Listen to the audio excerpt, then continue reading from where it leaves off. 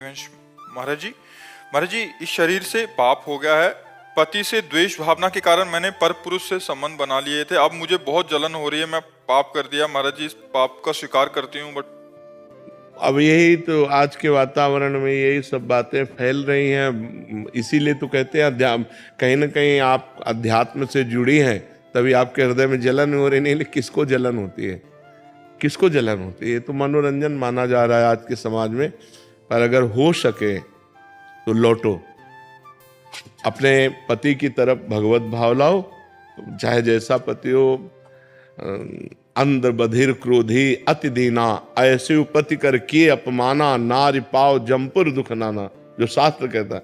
अगर हमारा पति अंधा है, हमारा पति किसी अंग विहीन है, हमारा पति कमजोर है, तो भी हमें अपने पति का ही सेवन करना चाहिए, पर पुरुष का सेवन नहीं करना चाहिए। पति से द्वेष क्यों? अच्छा, आज की ऐसी स्थिति बनती जा रही है, अब पति दूसरी स्त्री से प्यार कर रहा है तो कहती लो फिर हम तुमको दिखाती हूँ, वो दूसरे पुरुष से प्यार कर रहे हैं। अब करे तो क्या करे? मतलब जब तक दोनों पक्ष नहीं संभलेंगे तब तक एक पक्ष को कैसे संभाला जा सकता है? अब पत्नी देख रही कि उसका पति जो है वो उसके सामने किसी दूसरी स्त्री को लेके घर आ रहा है, अब वो क्या करे? समस्या, मतलब ऐसी समस्याएं पड़ जाती हैं कि कुछ अच्छी बच्चियां चलना चाहती हैं अच्छे से, लेकिन ऐसी परिस्थिति होती है, जैसे उसने कहा कि हम अपने पति के द्वेषवश, तो किन्हीं कारणों से द्वेष हुआ ना, तो उसको भी लगता है अच्छा तुम ऐसा कर रहे हो तो फिर हम ऐसा करके दिखाते हैं। लेकिन हमें लगता है हमें अपने चरित्र को पावन रखना चाहिए, चरित्र को दूषित नहीं करना चाहिए। अब भगवान की शरण में हो, नाम जप करो, नाम कीर्तन करो, आगे से ऐसी गलती मत करना। अगर पति के ऐसे आचरण हैं जिनके द्वारा आपको दुख पहुंचता है तो भले आप उस दुख को सह ले, लेकिन आप गंदा आचरण ना करें। हमें तो यही लगता है आप अपने जीवन को भगवान की शरण में रखकर पवित्र रखें, और अगर हो सके तो अपने प्यार से पति को वश में करें। ऐसा प्यार प्रस्तुत करें कि पति तुम्हारे अनुकूल हो जाए। ऐसा नहीं है, बहुत से बिगड़ेलों को स्त्रियों ने सुधार दिया, बहुत से बिगड़ेलों को सुधार दिया अपने प्यार के वशीभूत होकर। तो हमें लगता है हमें सुधरना चाहिए, गंदे आचरणों की तरफ हमें नहीं बढ़ना चाहिए। पति प्रेम ही भगवान की तरफ बढ़ा सकता है, व्यभिचार नहीं। व्यभिचार तो नरक ले जाएगा, पक्की बात समझ लो। पंडित विजय शर्मा जी अजमेर से। राधे राधे। राधे राधे महाराज जी। गुरुदेव, एक जिज्ञासा है कि शास्त्रों में आत्मा को नित्य, शुद्ध, बुद्ध, मुक्त एवं अनादि स्वरूप कहा गया है। यदि आत्मा अनादि है, उसमें कोई मल वासना या द्वेष नहीं है, तो फिर ये वासना, मोह, राग, द्वेष जैसे संस्कार उसमें कैसे और कब आए? हाँ, बच्चा जैसे स्थूल शरीर है ना, ऐसे एक सूक्ष्म शरीर है, फिर कारण शरीर है। कारण शरीर जो स्थूल और सूक्ष्म का निर्माता है, सतोगुण, रजोगुण, तमोगुण से उसकी सृष्टि है। कारण शरीर की त्रिगुणात्मिका माया के मिश्रण को ही कारण शरीर कहते हैं, जिसे स्वभाव कहा गया है। लेकिन जो सूक्ष्म शरीर है उसमें जो मन है, बुद्धि है, चित्त है, और चौथा जो अहंकार है, उस अहंकार में आत्मा भ्रमवश अपना मैंपन कर लिया, मेरापन कर लिया। बस इसी से उसको जन्म मरण की प्राप्ति होती है। अब वो अहंकार विमूढ़ आत्मा करता हमिति मन्यते, यद्यपि वो निर्लेप है, निर्विकार है, अकर्ता है, फिर भी वो मैं करता हूं, मैं भोगता हूं, मैं देखता हूं। ये अंतःकरण के अहम धर्म से युक्त हो जाने के कारण, अंतःकरण में ममत्व हो जाने के कारण, अंतःकरण के अहम में मैं हो जाने के कारण उसको दुर्गति या सदगति भोगनी पड़ती है। उच्च लोकों में या अधोलोकों में जाना पड़ता है। पुण्य कर्म करता है तो उच्च लोकों में जाता है, पाप कर्म करता है तो अधोलोकों में जाता है, और ज्ञान प्राप्त हो जाता है, कर्ता हो जाता है तो अपने स्वरूप में स्थित हो जाता है। समझ पा रहे हो आप? श्री शुक्ला जी अयोध्या जी से। राधे वल्लभ। गुरुदेव, आपके चरणों में कोटि कोटि प्रणाम। गुरुदेव, अंतरात्मा की आवाज और कामना जनित मन की आवाज को कैसे पता करें कि अंतरात्मा परमात्मा की आवाज कौन सी है? विकट प्रतिकूल परिस्थिति में जो अंतरात्मा शास्त्र प्रमाणित आदेश करे वो तो अंतरात्मा की आवाज है, और जो इंद्रियों को लेकर भोगों की इच्छा प्रकट करे वो मन की आवाज है। जैसे आप किसी स्त्री की तरफ हेरें तो अंदर से आएगा गलत है, क्योंकि शास्त्र आज्ञा करता है पर स्त्री की तरफ दोष दृष्टि से नहीं देखना चाहिए, तो अंदर से आज्ञा गलत है, ठीक नहीं है। अब आप अपने मन की आवाज सुन लिए लेकिन अंतरात्मा की आवाज नहीं सुनी तो आपकी दुर्गति हो जाएगी। अंतरात्मा की आवाज शास्त्र प्रमाणित होगी, मतलब सत्य होगी, मंगलमय होगी। पर उसको वही मान सकता है जो नाम जप करता है कि नहीं, हमारा हृदय नहीं कहता मैं ऐसा करूं। और अगर कहीं भूल चूक से गलती हो गई तो जलेगा हृदय और दोबारा नहीं करेगा। तो अंतरात्मा जो भगवान की आवाज होती है वो शास्त्र प्रमाणित होती है, मतलब निष्पाप आवाज होती है, उसमें पाप कभी नहीं हो सकता। और जो पाप की आवाज होती है वो मन की आवाज होती है कि चलो ऐसा कर लेते हैं, चलो ये खा लेते हैं, चलो ये देख लेते हैं, चलो ये भोग लेते हैं। वो अंदर से वासना जो उत्पन्न करता है वो मन करता है। और जो निर्वासनिक आवाज होती है, ये गलत है, वो परमात्मा की आवाज होती है। अंदर विराजमान परमात्मा सबके, वो उसकी आवाज होती है। तो जी जैसे विषम परिस्थिति में तुरंत पता नहीं चल पाता है, ऐसे प्रतिकूल परिस्थिति आई तो फिर तो प्रतिकूल परिस्थिति आई तो आप एकाग्र हो और परमात्मा से पूछो, उसी समय एकाग्र हो कि हे प्रभु मेरे अंदर प्रेरणा करो, मैं इस विपत्ति से कैसे निकलूं, या मुझे ऐसी सामर्थ्य दीजिए कि मैं इस विपत्ति को सह लूं। दोनों बातें। अगर विपत्ति आई है तो मुझे सहने की सामर्थ्य दो, या इस विपत्ति से निकलने की सामर्थ्य दो। भगवान से प्रार्थना करो, जरूर वो अवश्य सुनेंगे और किसी न किसी रूप में। मान लो आप अंदर की बात नहीं समझ पाते हो तो बाहर से किसी न किसी रूप में आके आपको समझा देंगे। कोई शास्त्र की बात आ गई, कोई क्लिप संत के प्रवचन की निकल पड़ी, या अंदर से बात आ गई, या कोई व्यक्ति आके समझाने लगा, वो परमात्मा ही होगा जो आपको समझाएगा उस समय। विपत्ति के समय हमको एकाग्र होकर केवल भगवान का आश्रय लेना चाहिए। अगर भगवान का आश्रय लिया तो विपत्ति विपत्ति नहीं रह जाएगी। आदमी तभी आश्रय लेता जब कोई आश्रय नहीं रह जाता। ये सबसे बड़ी गलती है। विपत्ति आते ही भगवान का आश्रय नहीं लिया जाता, फोनों का आश्रय लिया जाता है। उनका फोन नंबर लगाओ, उस व्यक्ति से मिलो। जब सब जगह निराशा होती है तब आखिरी में भगवान, जैसे द्रौपदी जी, पहले 5 पतियों का भरोसा, फिर सभापतियों का भरोसा जो भीष्म आदि द्रोणाचार्य आदि, फिर अपने बाहु का भरोसा, फिर अपने दांतों का भरोसा। जब देखा अब कुछ नहीं, तब श्री कृष्ण का भरोसा। और जहां श्री कृष्ण का भरोसा वहां विपत्ति नहीं रहती। वस्त्र रूप में भगवान वस्त्रावतार हो गया, खींचते खींचते दुशासन हार गया, पर यहाँ से वस्त्र नहीं हटा पाया। इसलिए विपत्ति आते ही सबसे पहले हमें भगवान का सुमिरन करना चाहिए, भगवान से प्रार्थना करनी चाहिए। कमल शर्मा जी, गुरुग्राम से। राधे राधे महाराज जी। महाराज जी, किसी भी बात को जानने का और मानने में क्या फर्क है श्री जी? जानने में बुद्धि प्रधान होता है, मानने में हृदय प्रधान होता है। जो बुद्धि प्रधान साधक होगा वो मानने पे नहीं होगा, वो तर्क की कसौटी पर कस करके फिर जान करके मानेगा, ये बुद्धि प्रधान। और जो भाव प्रधान है, हृदय प्रधान है, वो मान करके जान जाएगा अपने आप। हम किसी बात को जाने और उसे कैसे माने, जानते हैं? शास्त्र, तस्मात् शास्त्रम प्रमाणम ते। वो बात शास्त्र युक्त है कि नहीं, वो महापुरुषों द्वारा माननीय है कि नहीं। ऐसा नहीं कि हम अपने बुद्धि कसौटी में कस लिया और वो बात हाँ हो गई तो हम उसे करेंगे, नहीं। तस्मात् शास्त्रम प्रमाणम ते कार्य अकार्यो व्यवस्थितो।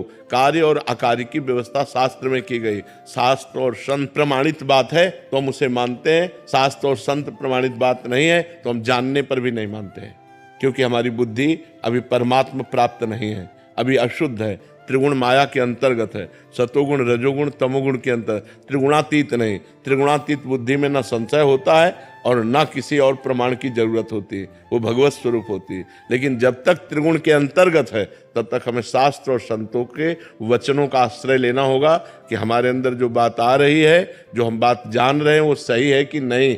यहाँ तक कि बड़े बड़े सिद्धों को इस बात के लिए प्रमाणित करना पड़ा है कि हमारे अंदर जो बात आ रही है, जो हमने तप के द्वारा प्राप्त किया, ये वही बात है कि नहीं है।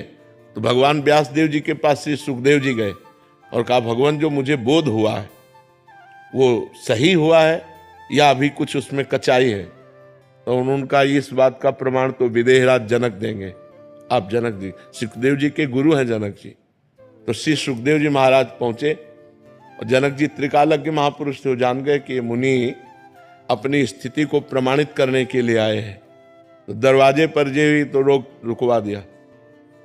7 दिन 7 रात्रि वही दरवाजे पे खड़े रखा और रोज पूछते थे। उनके चेहरे पर कोई शिकन, कोई भाव, बोले नहीं, जैसे आए थे वैसे खड़े।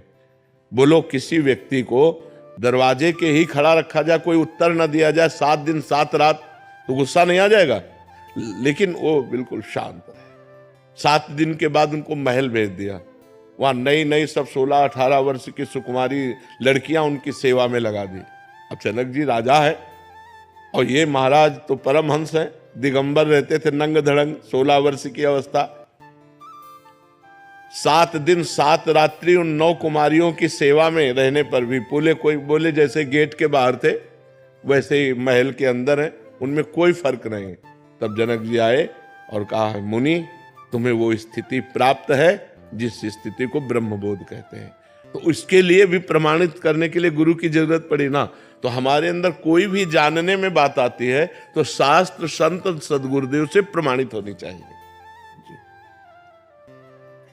विवेक जी मुरादाबाद से। जी राधे।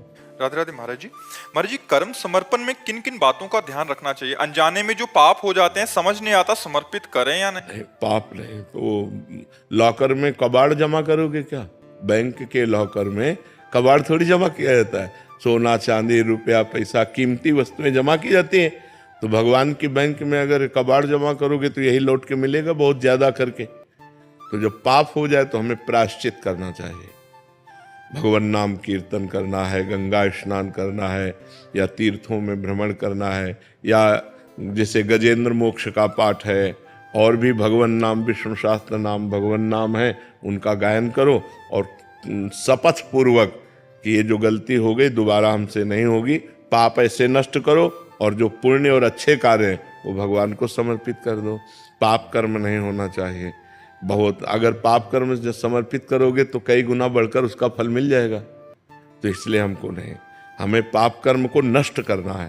तो नाम संकीर्तनम यस्य सर्व पाप प्रणाशनम, भगवान के नाम का संकीर्तन समस्त पापों का नाश कर देता है। तो उस समय नाम संकीर्तन करो और ये नियम लो कि आज से जो गलती हुई वो हम दोबारा नहीं करेंगे। अब लो नशानी अब ना नशे हो, अब तक हुआ अब आगे नहीं करेंगे। समझ पा रहे हैं आप?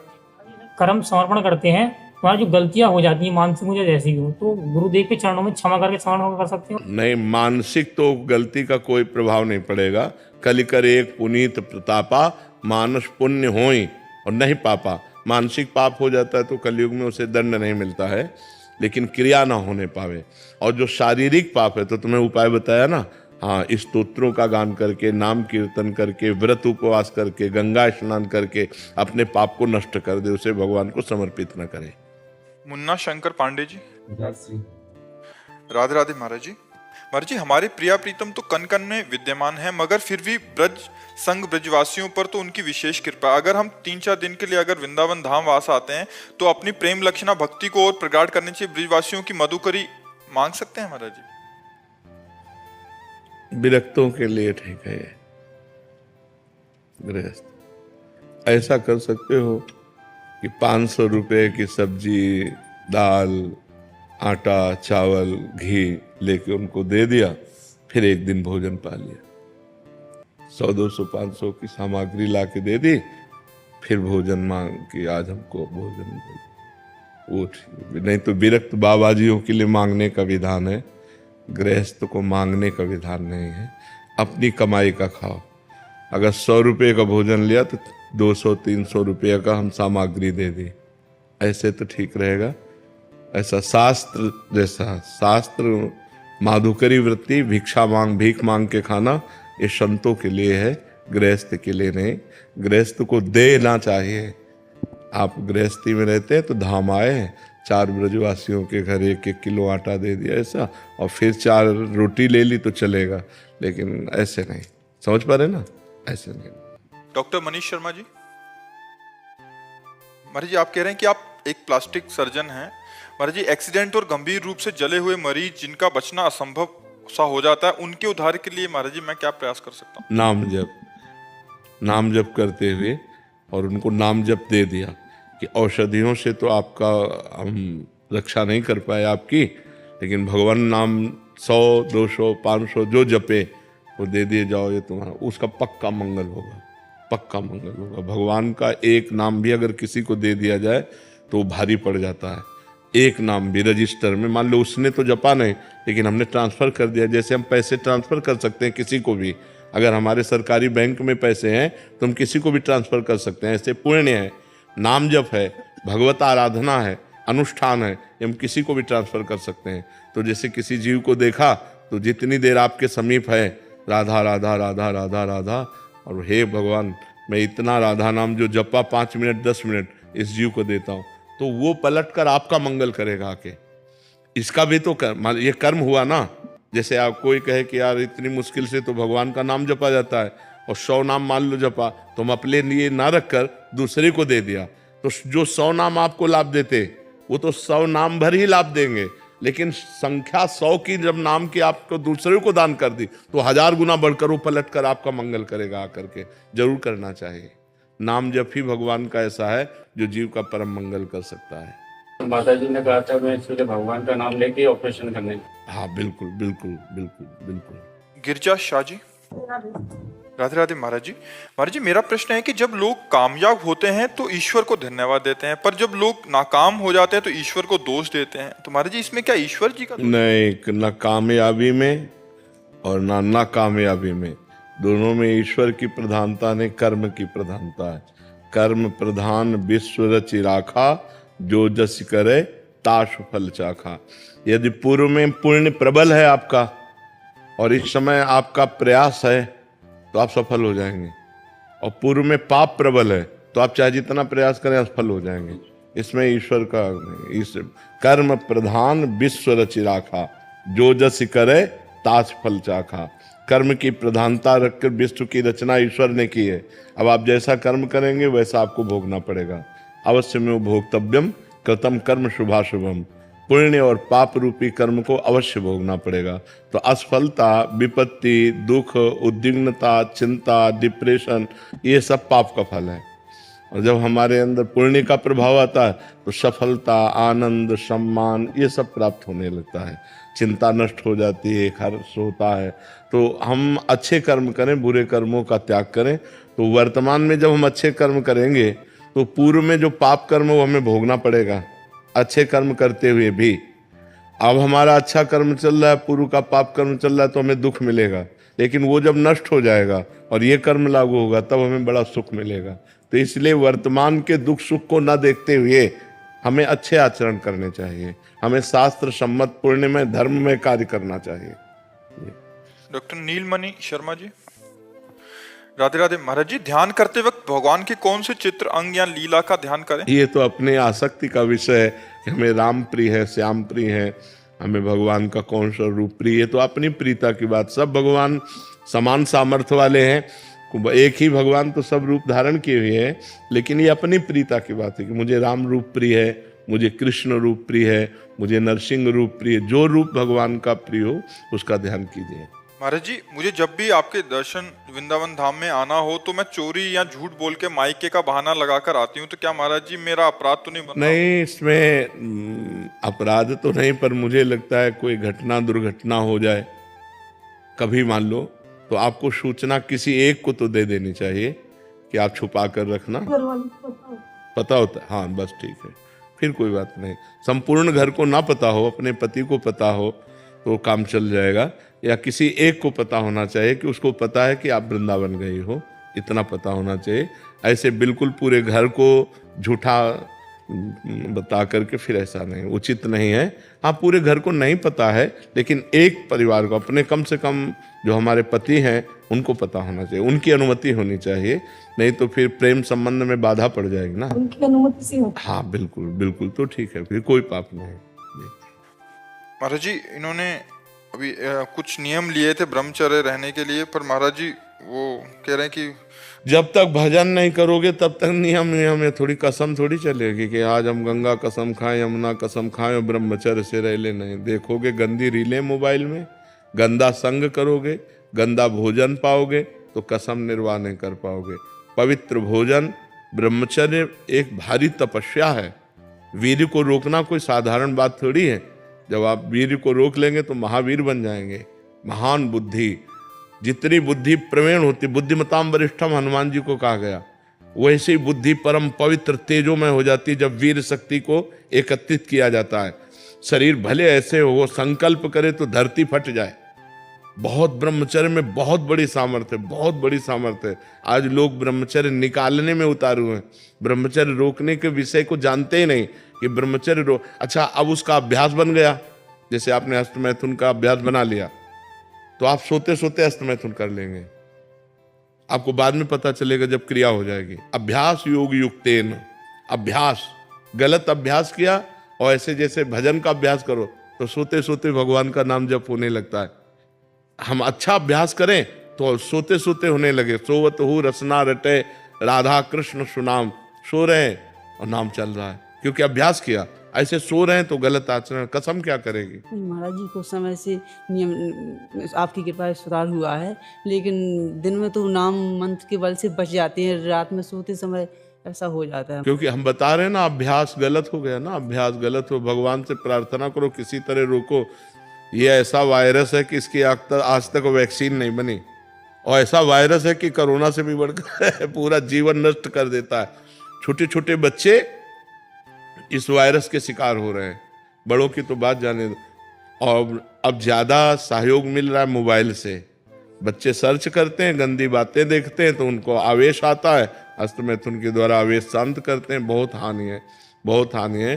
कोशिश करो। महाराज जी क्रिया तो आपकी कृपा से रुक गई है, लेकिन आयुर्वेदिक औषधि का सेवन करो, किसी आयुर्वेद वैद्य से मिलिए। कुछ ऐसी औषधियाँ आती हैं जो शरीर को पुष्ट करती हैं, वीर्य को पुष्ट करती हैं। धीरे धीरे अंतराय बनता चला जाए, 1 महीने बाद फिर 15 दिन और बढ़ गए। तो ग्रस्त में रहते हैं तो एक ही कमरे में कभी तो उसमें अब देखो, पत्नी के संयोग को तो शास्त्र आदेश करता है, धर्म पूर्वक महीने में 1 बार, जो हमारा शास्त्र आदेश करता है, महीने में 1 बार पत्नी के संयोग का, जब वो मासिक धर्म से युक्त होकर पवित्र हो जाती है, उस सप्ताह में, पवित्र सप्ताह में फिर ये संयोग का शास्त्र आदेश करता है महीने में 1 बार। वो कोई पाप नहीं है और उसमें आपके शरीर की कोई हानि नहीं है। लेकिन हस्त मैथुन कोई तो कई बार दिन में करता है, ये सब हानिकारक है।